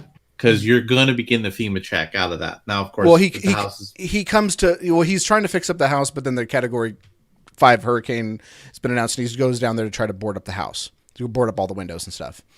Right. And, but here's the thing: you know about that multiple days in advance before the water's all flooded there. Yeah, but it doesn't make for a good movie if it's already boarded up and they don't go. Yeah. So basically, this is one of those movies where the entire premise of the movie requires people being stupid and acting unrealistic. Well, no. It's realistic in terms of We'll get into that. So the point is there's a lot of emotion and stuff between the house and the family, and some character stuff that I won't get deep into. Mostly family stuff, because the father and the mother had broken up. She thinks that she was responsible for the divorce, as kids normally do. And, and he lets her know what's going on. I'm not going to get into spoiler territory, but it's not really spoilers, because you're not going to this to see the family drama, which that is a nice perk. You're going there to see alligators, which wasn't even advertised as alligators. It looked like crazy animals. And I was like, this looks stupid. Just a bunch of giant animals coming, killing. Then it turns out like, oh no, they're just regular alligators who are mad. Okay. I'm enjoying this now, because it's not stupid. It's actually quasi-realistic, and she finds that her dad is under the basement in the crawl space, injured from an alligator bite. And she learns while he's still passed out that, that there's alligators down here, and alligators are wrecking whatever kind of people are still around in the area and killing them while she's trying to call for help. A lot of people try to come and help them and die by the alligators. And so they are trying to do everything that they can to get out, either take a boat or get to the roof or whatever. And so do you know what alligators actually do in a hurricane? Go away? Yeah, they go into the water and they go away. So like there was like a river near this place. So an alligator wouldn't go into a guy's house, though they give a reason why in the trailer, which is also stupid. So for many of the logical problems or logistical problems of this movie, no, that's a reference. For all those kind of problems with it, it more than makes up for it with suspense and drama and fun and action. And there was an interesting part about this film. I have been raging against the jump scare for quite some time in horror films, because they're used cheap. They're very cheap. They're never executed well, and they don't work on me because most of the time they have like the large chiming bells, and you can always see them coming a mile away, which you can't really do a scary movie about alligators without having the jump cuts. And I think they use them effectively, and it's been a long time since I've seen a jump scare in a movie where I was like, that was appropriate. That was a good use of a jump scare, and it got me a couple of times. It's extremely rare for a jump scare to get me in a horror film, because I see them coming a mile away, and they're stupid, and it just kind of makes it cheap. But, if you have a film about alligators attacking people, you can't not do the jump thing, because alligators are not clever creatures that are, Actually, they are. Well, they're not clever in the way that, you're coming like a Michael Myers would. They have very good senses of smell, hearing, and Shut up. This is my movie review. But now you have a better understanding of why I know. Okay. Movie. So this doesn't work for Floridians. It works for everybody else who doesn't know shit about alligators like I do. But, for an alligator to jump out and get you, that's how you expect, if you don't live in Florida, for them to come and get you, not this clever, maniacal kind of seething coming after you type of thing. They can climb up a tree after you. Yeah. But okay. So in that respect, I think the jump scares were appropriate and done well. And they didn't have large clamoring bells like in movies like It or The Nun or anything like that you get those cheap jump scares. They were few and far between, and there was a lot of suspenseful things happening, but not because the alligators were menacing and maniacal and thinking things out logically or logistically, but because conditions of the situation were happening and were making the alligators more accessible to them. As they were trying to climb to the top of the building or top of the house or try to leave. It was pretty good. I was really surprised because I did not want to see this, but Dapperton insisted I saw it. He also said that I should see Child's Play, which I did not. But for some reason I was like, all right, I'll give this one a shot. And glad I gave this one a shot. Glad I did. It was pretty good. Nothing groundbreaking, nothing original, nothing really fresh, but it was a breath of fresh air to see a jump scare used appropriately. So I'm gonna give it. I can approve of an appropriate jump scare. I can approve of that decision. Yeah. So now we're going to talk about the main event movie of this show broadcast today. A little movie called Once Upon a Time in Hollywood. So we will give you an advance warning when we get to discussions that are spoilerific. Do you have the spoiler image ready to show everybody what a spoiler will look like? Yeah, I'll get that ready. So we have an official spoiler image, and we'll show it to you here in a little bit. And that will show you a spoiler's about to happen, and you should be prepared. Mm-hmm. So Once Upon a Time in Hollywood was a really fun movie. It was, I think, the most artistic movie Quentin Tarantino has done. The closest movie to anything he's done to this would be Jackie Brown. But this has an entirely different kind of narrative to literally anything else he's done. I think this movie is going to be a sort of thing that once we get the 10th and final film by Quentin Tarantino, which may be Star Trek, but that's probably part of advanced corporate four-dimensional chess with Viacom and J.J. Abrams and Warner Brothers and all of that trying to sort their business out. I think once we see all 10 movies in perspective, we'll have a much better way of viewing his movies, like in a ranked tier of like, this is clearly his best work. Because I think a lot of his works, not only are they retrospective, talking about the past, and they're retrospective, taking a look at a past genre, I also think they're really reflective of his view of the past in relationship to the time the movies come out in. So what do you feel in like a broad terminology about this movie, Mr. Jim? Okay, so this is nuts and bolts. Yeah, this is really a fan of cinema's film. If you're not really into movies like The Master, if you're not really into movies like like art house films, if you're not really into all that stuff, David Anderson, or Wes Anderson, if you're not into that stuff, you might have issues with it. I had some issues with it, but not too many. This is not his best film, but it's I wouldn't say definitely this is his best film. Yeah, but this is a movie that it is clearly his most artistic piece. Right. It's very much an ode to old cinema and art house cinema. It's definitely an ode to that, but I wouldn't go so far as to say it's in the same, maybe the same vein, but it's definitely not completely any of those. So there's elements of them, but it's not one of them. Is that fair to say? Yeah. Okay.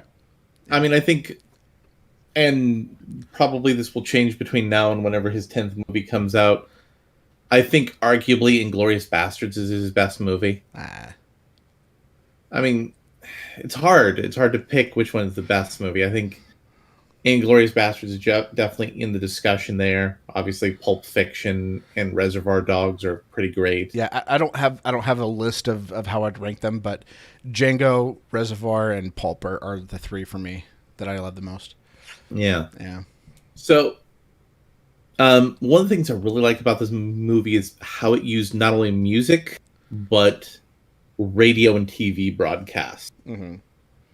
Like, there was this constant music that was always there to make you feel like you're pulled into this beautiful cushioning cloud of a world. Yeah, which Tarantino does quite a bit in his films. Yeah, and it was peppered in there with old-timey advertisements for things like cocoa butter to give you a realistic Hawaiian tan. Mm-hmm. And it was kind of beautiful. And it was also beautiful like how he incorporated all the old restaurants and historical shops and things from Hollywood. I like when they showed the Der Wiener Schnitzel. Yeah. Built like I was like, wow, the Der they haven't had Der Wiener Schnitzel since before I was born.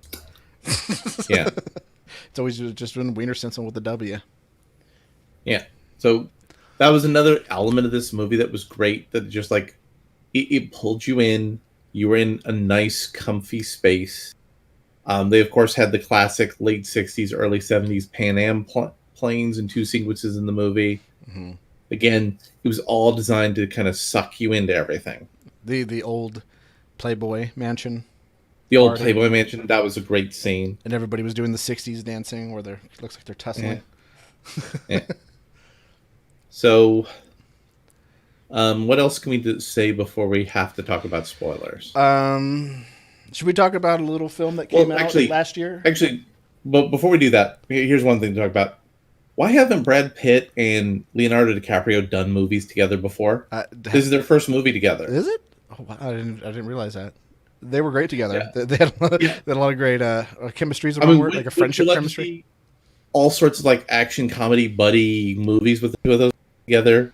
You can even bring in Margot Robbie because she didn't interact with them a lot, but she had good chemistry with pretty much everybody she interacted with. Mm-hmm.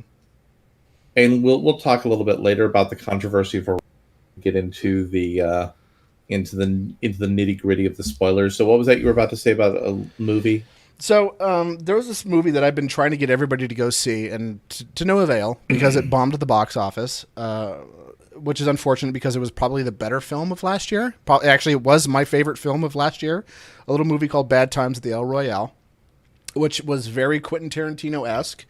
It almost seemed like he was trying to take The Hateful Eight and make it much better, because I have problems with that movie.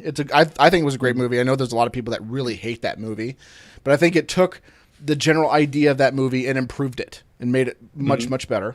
But there's a couple of themes in that movie. One, it takes place in 1969, as does this movie. It has a lot of the same type of music that was played in this movie, though they kind of went more Motown. But there are some songs that were very much reminiscent of Bad Times at the El Royale in this one.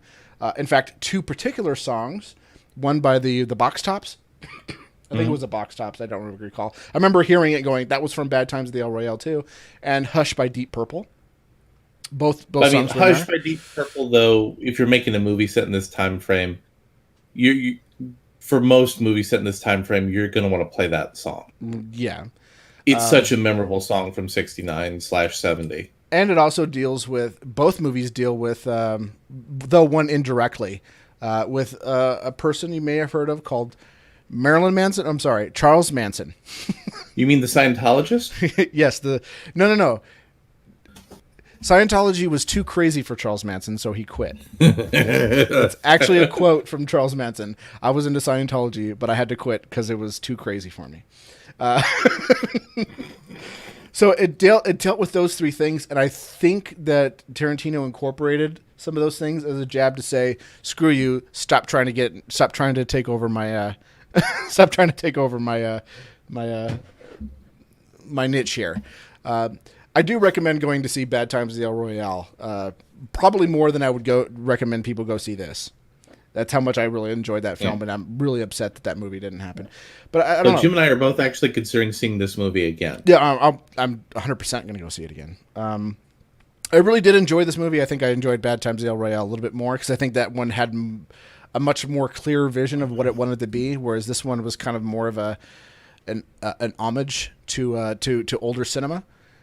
Which I'm not. That's not a bad thing. It's just. That's a bit more complicated, but again, I got to get into spoilers to go into some of that. Which I would say the same thing about the Master. It didn't really have a clear vision of what it wanted to be at the end, other than a character piece and its period piece. But that's one of my favorite films of all time, is The Master. So I'm not saying that's a negative thing. I'm just saying in this particular case, I think I'm going to have to give it to Bad Times at the El Royale as being a better film.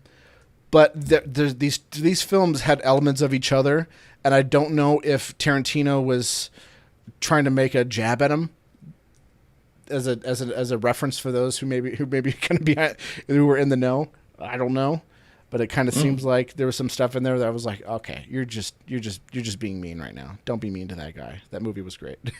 But go ahead. Should we get into spoilers now? Should we get a little spoiler warning? Let's showcase the spoiler warning image for everybody. This is a spoiler image warning. So we're getting into spoilers now.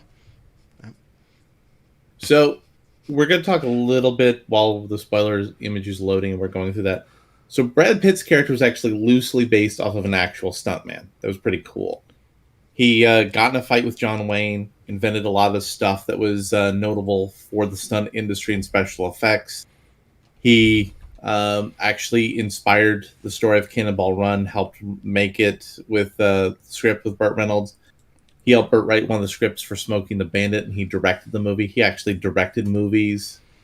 He had a really great life. He should have his own movie at this point, but it was kind of cool to find out that he was based on that. And there were a couple of actors that I guess DiCaprio, you said you read somewhere his character was based off of. Yeah, he was based off, or actually their relationship was actually based off an actor in the Burt Reynolds and Stuntman. Yeah. And who actually Burt Reynolds was supposed to be in this movie, but he passed away before filming, so they had to recast. Yeah. Womp womp. And Samuel L. Jackson was too busy doing Marvel movies to be in this movie. Yeah. Though I'm honestly not sure where he could have put Samuel L. Jackson in this movie, because it was already pretty loaded. Yeah. And that's why there's no N-word anywhere in this movie. Yeah. But there were lots of references to beaners. Whoa, whoa, whoa, whoa. Careful. We are on someone else's YouTube channel. Oh, sorry. There were lots of references of a slurish variety towards Hispanic American. Yeah, I think you were ordering some food and you were asking if they had beans or something else. I think that's exactly. Yeah. Exactly. Yeah. So now that we've had the spoiler warning up, we've told you about the spoiler warning. You have been warned, so we're going to get into spoilers. So, of course, the Manson family murders is the ticking clock going on in this movie. Yeah. And one of the big things that DiCaprio's character does at his later stage in his career is he works in a lot of 60s police procedural shows like FBI. So this is kind of like a police procedural show talking about the what we know of as the Tate LaBianca murders happening to Sharon Tate. But we're going to get into that in a minute. So a lot of people are kind of confused about how the show is very mellow, very mellow. Oh my God. At the third act.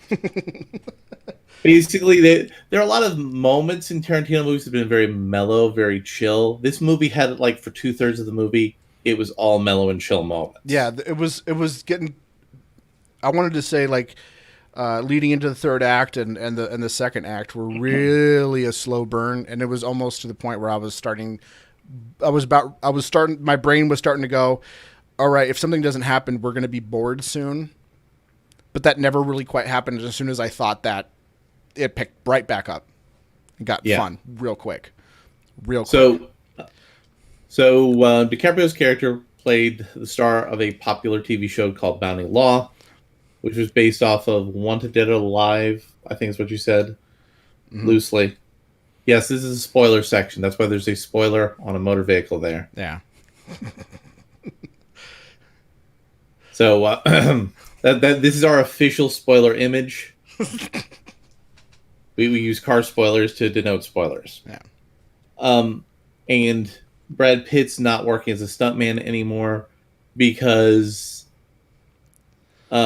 he goes through the whole situation with being a drunken alcoholic actor who's failing. So his stuntman doesn't get a lot of work, but his stuntman also murdered his wife. Allegedly.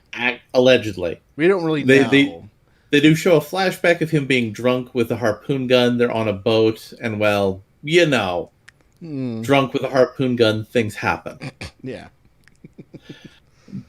But that's one of the little bits that just is played in the background there. It's a flashback within another flashback. Mm-hmm.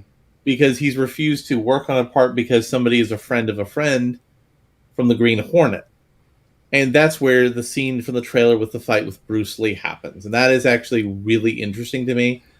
I'm a big fan of Bruce Lee, but I actually like how this handled him. It took him down a notch because Bruce Lee was kind of an arrogant asshole in the way he presented himself. Yeah. But, you know, when you're a charismatic salesman, you're very frequently presenting yourself as an arrogant asshole. Yeah, and there is a little bit of a Tesla thing happening with him. I don't know if you're familiar with the real life of Tesla versus the version of Tesla that a lot of people believe. They're completely different people. Tesla was a very smart, intelligent, yet crazy person whose achievements are often over-exaggerated. The same thing kind of happens with Bruce Lee as well. I mean, he contributed a lot to martial arts, but at the same time, a lot of people think that he was a whole lot better than he actually was, even though he was really good. Well, I mean, he was very good in competitive matches when he was in competitive matches. Yeah.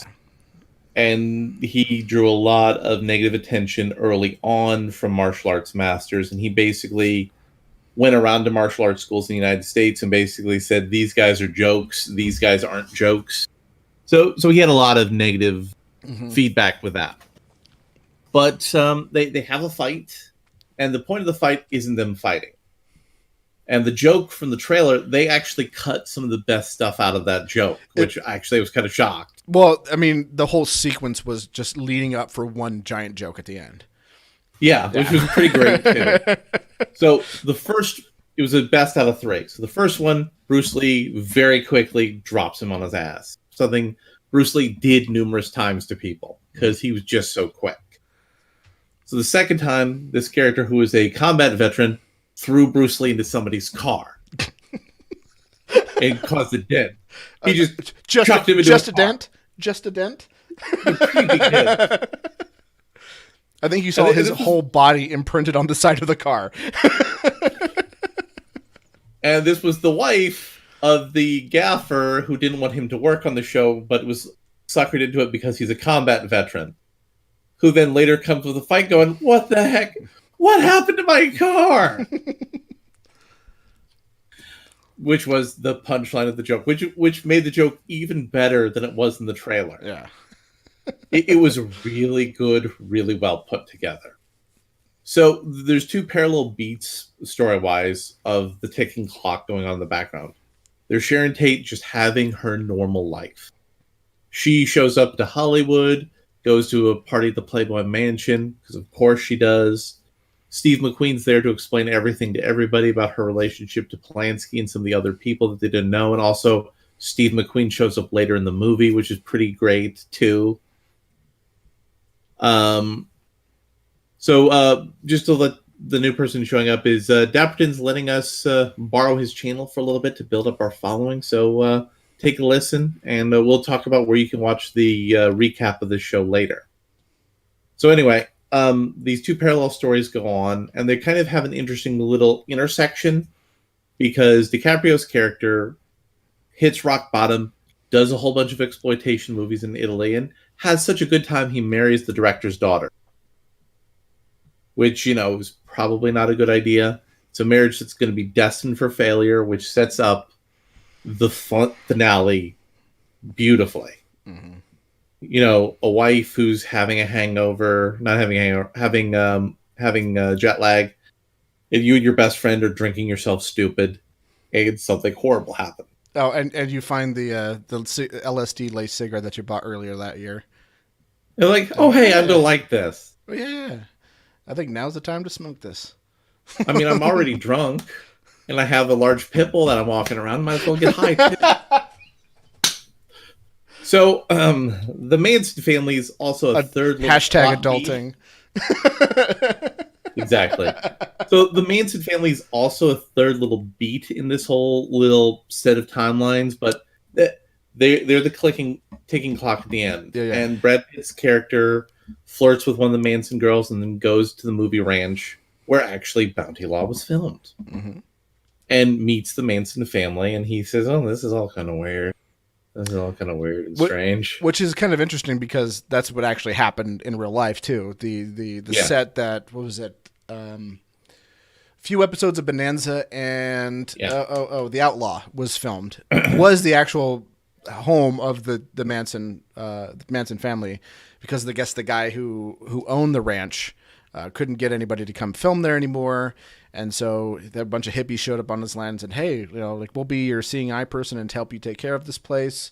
And we'll get to that in a minute. Yeah, we'll get to Squeaky in a minute. Okay, we'll get to Squeaky in a minute. So what I also like is they cast Lena Dunham to be one of the weird freako people at the Manson family, which I appreciated. That was good casting call. That was a great casting. And I will not say often about her. No. I will not say that often about her. All the people I knew of in the Manson family, I said, yeah, that looks really good for casting. And so Brad Pitt says, so you're staying here at my buddy's place, huh? Does he still live in that house over there? Yeah.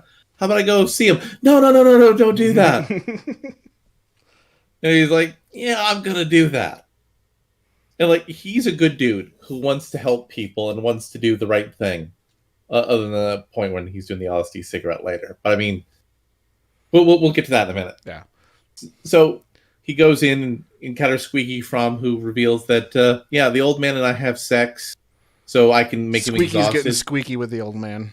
Yeah. So he can be exhausted and in times when we could watch TV later at night. And he's like, yeah, I'm coming in there to see him. And so he goes to the hall, and this old guy who he worked with, didn't know that well, but knew well enough. He's like old, blind, in his sick bed. And he's like, listen, old man, this is kind of strange. Is anything bad happening to you? He's like, no. Like, no, really. Is that chick doing anything to abuse you? No. Look, I'm having sex with her, okay? I'm totally into what's happening right now. And he like walks away like that. All right. That's what you want to do. And the Manson family freakazoids puncture the tire on his car, which is one of Jim and my favorite sequences in the whole movie. Fix it. So there's a jerk that's just sitting on the fence giggling about the car tire being punctured. He's like, fix it. This is my boss's car. If it's stuck out here, I'd get in trouble. Like, no, he's got a spare tire and things, fix it. And the guy continues laughing. He just punches him in the face. Well, he punches him in the face after he says, fuck you. Just says, F you. Yeah, I'm not going to fix it. And then the guy starts, mouthing him off again, punches him again. Now everybody comes out of the building, like, freaking out. They can go get help, blah, blah, blah. He says, listen. And he punches him a third time. He says, listen, any of you do anything, I will kick his teeth in. Which stops him. And he goes. He throws him into the car and tells him to fix it, and he goes and fixes it. And it's like, can I have something to wipe the blood off my face? No. And so everything all converges to the night of the murders. And a little teeny tiny detail is the spot where Rick and I forgot the name of Brad Pitt's character, parked the car, the big boat that they had, is the spot where they all parked to go on to Sharon Tate's house. So that's the one little thing that bends time around. So they're going on a massive bender. And Rick Dalton, star of Bounty Law, comes out and goes, hey, you goddamn hippies, in your worthless piece of shit car, get the fuck off my street. Yeah, this is a private road. It's a private road. Get off my street. It's a private road. While he's drinking a margarita. Out of the blender. Out of the blender pitcher. And they're like, he's clearly intoxicated. And like, they pull away. It's like, wait, that was what's his face from Bounty Law. Holy shit, really? And then one of the characters said, when I've been having my, trip sessions, I've been thinking more and more about how these people in Hollywood are the ones who taught us how to murder. And now we should murder them. And that begins to converge to the murder sequence. Now, there's a popular sequence in the trailer, which you've all seen, about DiCaprio using a flamethrower. And they set that up with him talking about, they trained me for a couple hours every day on how to use that thing because that's really effing dangerous. Is there any way we can get the heat to go down a little bit? It's a flamethrower. And you later see a sequence, Jim missed this, I didn't, where when Brad Pitt's later repairing stuff on his house, there's the flamethrower, the tool shed. It's like, oh, somebody's going to get burned with that flamethrower. Yeah, I didn't see that coming. So I was mentally prepared for that until the climax of the whole thing. So instead of breaking into Sharon Tate's house, they break into Mr. Bounty Law's house. And Brad Pitt's tripping on LSD. And he licks some really gross, disgusting dog food before that.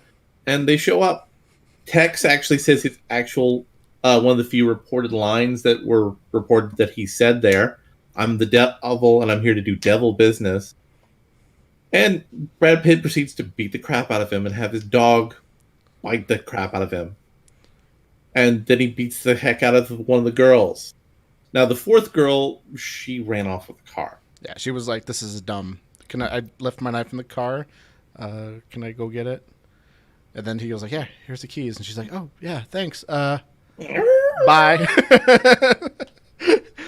So and then the third woman, who's kind of mauled from the dog, bloody and screaming. She has the gun. She's firing in the air. And she goes into the back where Rick Dalton is, sitting listening to his music player on his giant floating chair in his pool. Yeah, while he's smashing the redhead's face into the into the fireplace. Yeah. So Rick Dalton is a lovable loser kind of character. He got really lucky, then his career went on a sharp decline, then it went up for a little bit, and he's up, but he's about to have another decline. But he's that kind of person who he doesn't realize, hey, maybe the reason I've had all these problems in my life is I'm making terrible decisions. That's not who Rick Dalton is. He's the guy who says, I have DUI, and my friend's driving me around. I'm going to keep drinking, but I'm going to tell people my car's just in the shop. So this woman comes, shooting a gun. He's got a new wife with jet lag, sleeping in the bedroom. And this crazy woman, bleeding, stumbling around, falls into his pool. So what does he do? What any red-blooded American man would want to do in that situation? He gets the goddamn flamethrower. And he burns her. To a crisp. There was laughter and applause at that point in the movie when we were both watching it in our respective theater. Yeah. That was amazing. Except I was the first person to laugh because I think I was the first person to see the flamethrower come out. I saw it on his back and I was like, oh, and I just started laughing and I think everybody was like, what is he laughing? Oh, haha. That's what he's laughing at. Yeah. So in this alternate Once Upon a Time in Hollywood universe, Sharon Tate never died. I imagine the Manson family... Did the Tate murder or the LaBianca murder happen first? I think it was a Tate and then the LaBianca. I could check. So the LaBianca murders didn't happen, and the disruption to the mellow of the 1960s, which to me is the whole movie up until that point, doesn't get to stop. It's all just like... Yeah. So it happened the next day. The LaBianca murder happened the next day. So probably after those people all got effing murdered and Brad Pitt provided the information, cops probably busted in on the Manson family and they didn't kill people in this movie's alternate universe. And that's kind of good.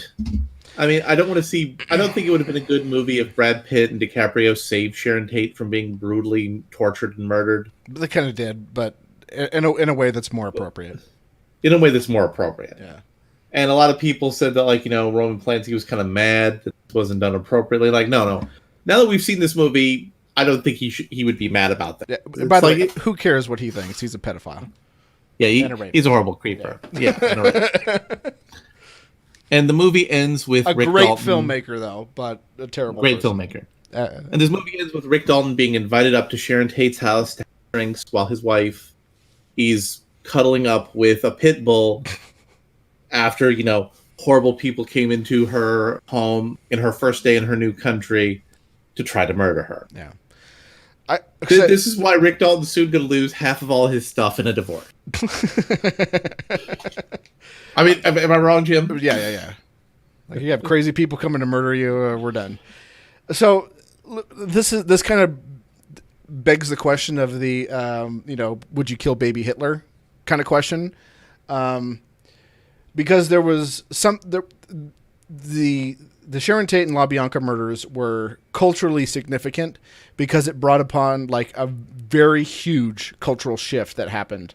Because in 1969 was two events that marked the end of the hippie era. Not just that, it was the counterculture era completely. Yeah. So at the time, this was the height of hippies and the psychedelic movements and, Haight Ashbury and all that stuff. And kind of conservatism and was on a sharp decline, especially with the things happening in Vietnam, and the socialists and the Marxists and the communists and all those people were starting to get more traction in politics and stuff. And when this happened, this was a big thing to say, like, whoa, okay, we're taking this stuff a little too far. Time to scale it back. Also, during this time frame in California, there was a college professor who unplugged some speakers that some hippies were using, got on a van, told them to all shut up and stop being hippies and get a real life. And he ended up becoming elected a United States Senator off of that. Oh, who was that? Bobby? No, give me a second. It was a senator from California. So while you looked that up, yeah. So this was a kind of, this is when everyone started to take a little bit more of a conservative approach. Nixon, you had Ford afterwards, after he resigned. Even even what's his name, Jimmy Carter, was much more of a conservative than probably a lot of his predecessors were, even though he was for legalized pot. Like, he did campaign a lot on breaking up the telephone monopolies, the airplane monopolies. He was much for deregulation, much more than you would expect any Democrat to ever be. And then later Reagan. So, I mean, if it wasn't for the Manson murders, as terrible as it was, we probably would have been much more of a decline in society than we had been. So this senator was S.I. Hayakawa. He was a Canadian-born American academic and politician. He was a linguist. And he had his big protest thing happen in 68, 69. It was a bitter student and Black Panther protest at San Francisco State University. And they were trying to get an ethnic studies program, and Hayakawa pulled out their protest speakers and told them to stop. And that got him elected United States Senator several years later. So that's a little interesting tidbit on talking about how everything was changing at that point in time, and one of the things that lit the match was gone. Yeah. So, in this alternate universe, it could have been very interesting. Not for the good, not for the better. I mean, Sharon Tate and LaBianca and those murders, I mean, those were awful and terrible, especially if you look at the details of that. If you ever get a chance to read Helter Skelter. Helter Skelter? Definitely good read. Book. Yeah. In fact, Vincent Bugliosi is probably my favorite government thug, even more than Ron Paul, which we're not going to get into that on the show. One thing I would have kind of been interested to see, I mean, this movie has a lot in it, was something to talk about how horribly racist the Manson family was. Oh, yeah. Yeah, they did not touch on that at all. So the Helter Skelter aspect of the Manson murders was that he believed that the Beatles were giving us secret clues of an upcoming race war that was about to happen. Although he also told them that the Beatles were getting it from him. That, like, he was broadcasting it while they were getting high on LSD. Oh, yeah, well, obviously. I mean, would you doubt that? I mean, I'm high on LSD at the time, so that sounds completely incredible. Yeah. And he predicted it was going to happen the year before, I believe, or earlier that year. I don't remember exactly the time frame. And because it wasn't happening, they said, okay, let's go into these affluent white neighborhoods in Hollyweird and murder them and frame it on black people so that we can spur the next race war. And they had a weird hippie sex commune because they wanted to breed the new white race. Yes. This is a thing that actually happened. So everybody was like, yeah, we're done with the hippies. We're done. And they got collectively pushed out of...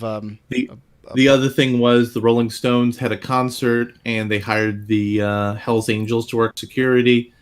And there were some hippies who were out of line, and the Hells Angels just beat the crap out of them. Mm-hmm. And that kind of soured a lot of people on the free love and concert movement that was going on in the late 60s. Mm-hmm. Just a little bit. Yeah, so this was definitely a changing of the gears in society. So also, had that murder not happened, it would... yeah, who knows what the world would have been like. Yeah, been very different. So another interesting element, of course, also Charles Manson's really reignited, because there were some historical precedents, but the whole culture of obsession around serial killers and celebrity criminals. He was a big lightning rod to restart that.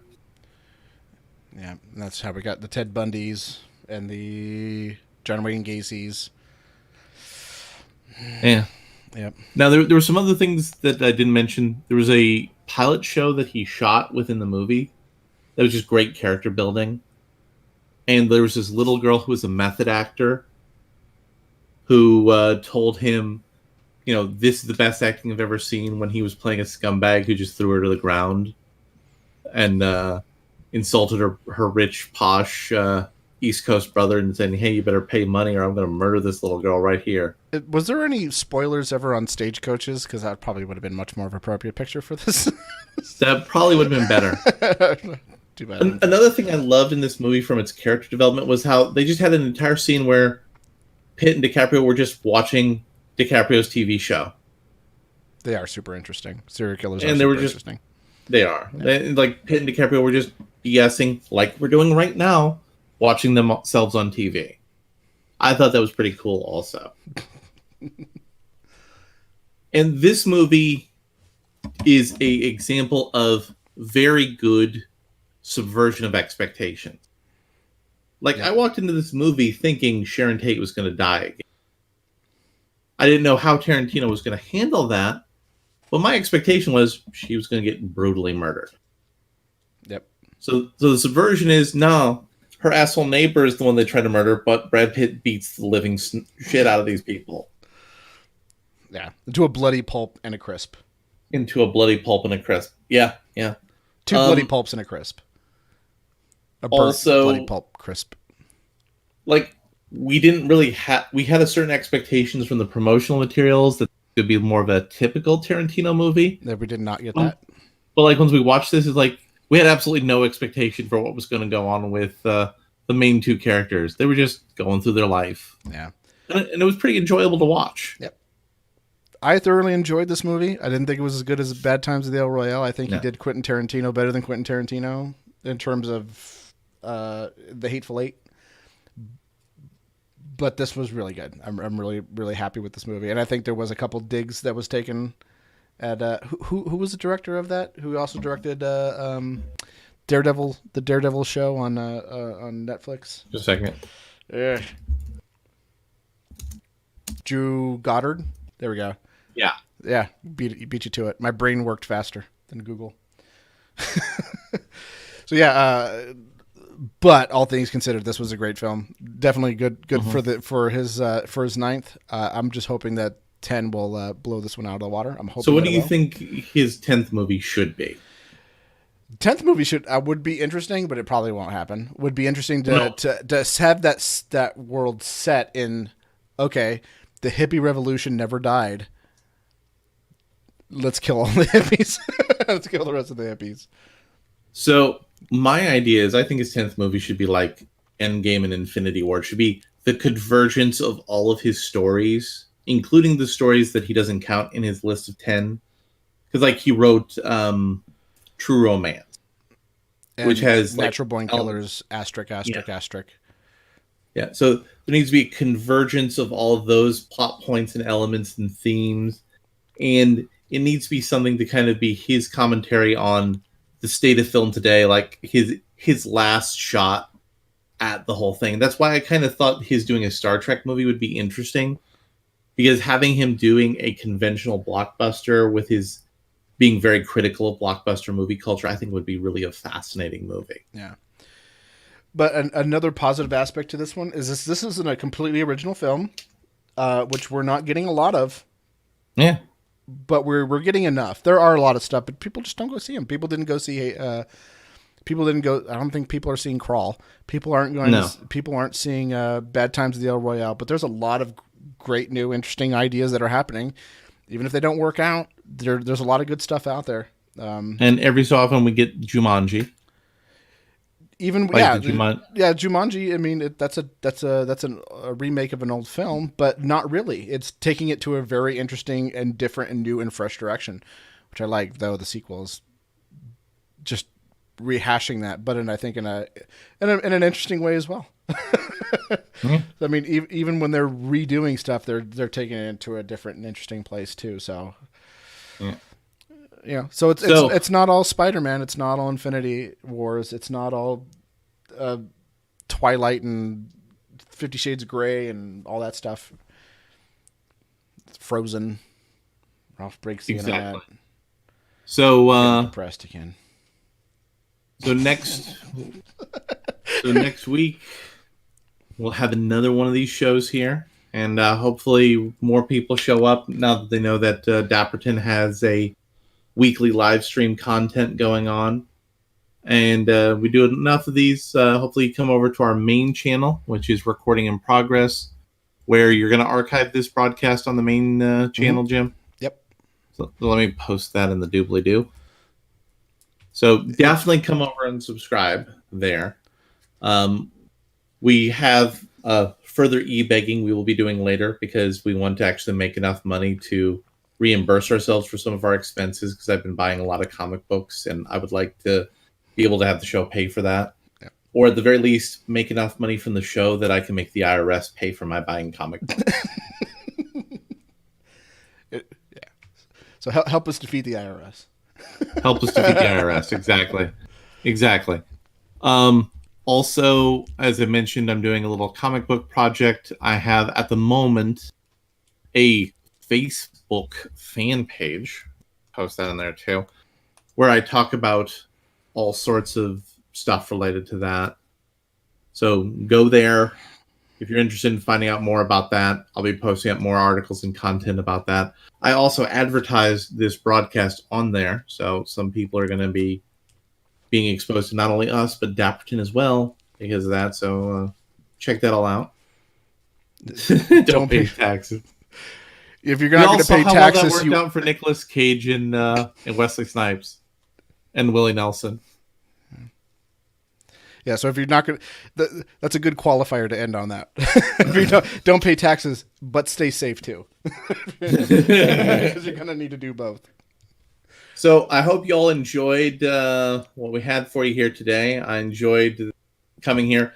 Mr. Dapperton, thank you so much for giving us this opportunity. Yeah, thank you for your service. When this was first presented to us, like Jim and I said, like, we're the small, off the beaten end of the main Vegas Strip doing a show. And like one of the main Vegas casinos says, listen, Pawn Stars on Ice isn't selling. We need something to fill in some time until we can come up with a better show. You're laughing because they would do Pawn Stars on Ice. No, they did do Pawn Stars on Ice. That was a thing that actually exists. Oh, God. No, it was Pawn Stars the musical. Which is even worse than on Ice. So, how does one sing? I have an expert. Let me go with a buddy of mine who's an expert on that.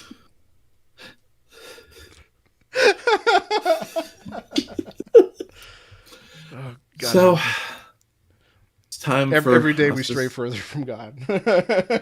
So, it's time for us to stop the recording and let the progress flow on out. So, hail worms. Hail worms.